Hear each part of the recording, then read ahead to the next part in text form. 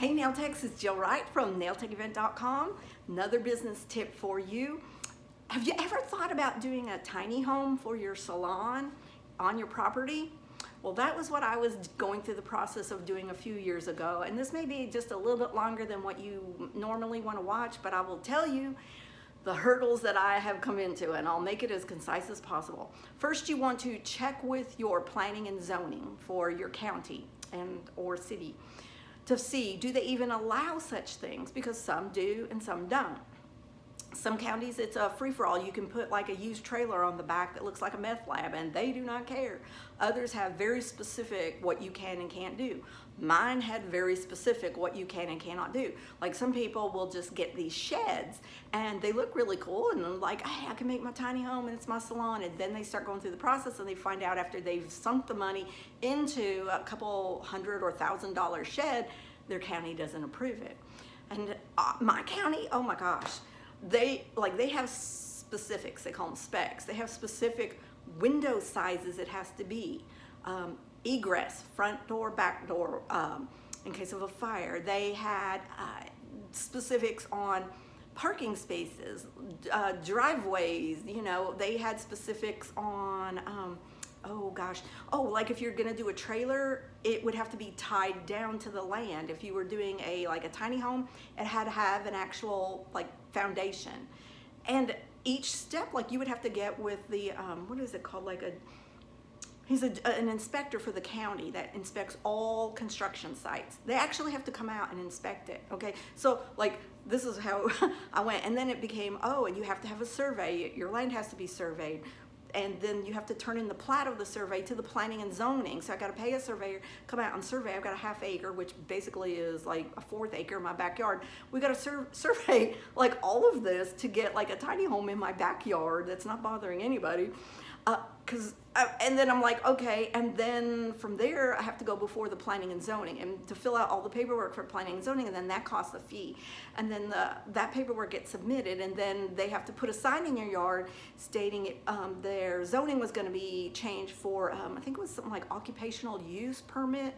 So then all your neighbors up and down the road, or, you know, wherever you live, they have the ability to come to the planning and zoning meeting to voice their disapproval that they do not want you to do this. None of my neighbors cared except for one neighbor immediately on the right side of me, and she was not having any of it. I'm like, look, you know, I had to plead my case before the board. I'm like, you know, I'm getting older.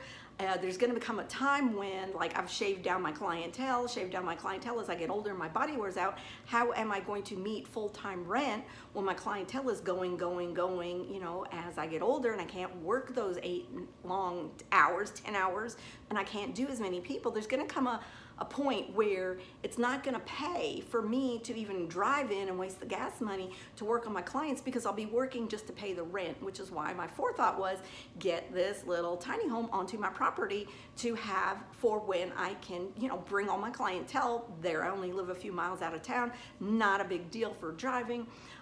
Yeah, it turned into a big hairy deal. So anyway, I got approved. Neighbor super disgruntled, but her problem. So I started going through the process, and it became one after another, meeting this inspector, the driveway person, I gotta have them sign off, and this, that, and before all was told, I mean, we had like moved like this tiny home. I couldn't have it on this one spot where it would fit perfectly because that was where my septic, the drainage went out. So then it was gonna be over here. I was gonna have to cut down some trees.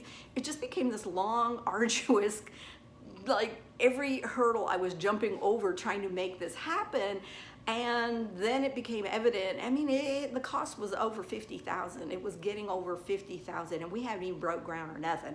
I'd gotten the survey and approved by planning and zoning. That was as far as this whole thing got. And you know, the tiny home that I had found, it met their approval because even the insulation has specs. Like I said, the window sizes, everything had to meet code. When I looked at it and I'm like, $50,000, I'm really gonna take on, at my age, a $50,000 debt to do nails part-time in my backyard?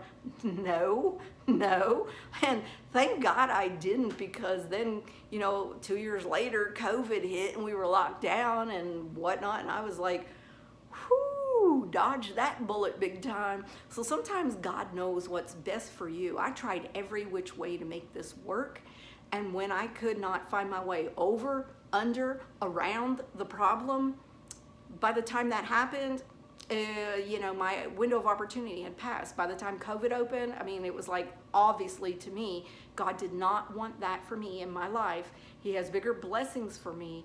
And when, we got locked down and everything like that, I was so glad I wasn't $50,000 more in debt, because my house is paid off, but I would have had to pay the $50,000, additional mortgage for a facility, a building that I can't even use because we're locked down, and I'm only working part-time now as it is.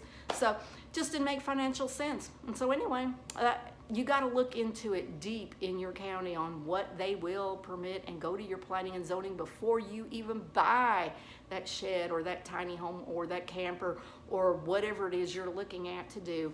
So that's my advice to you from my personal experience. Peace out, Nail Techs.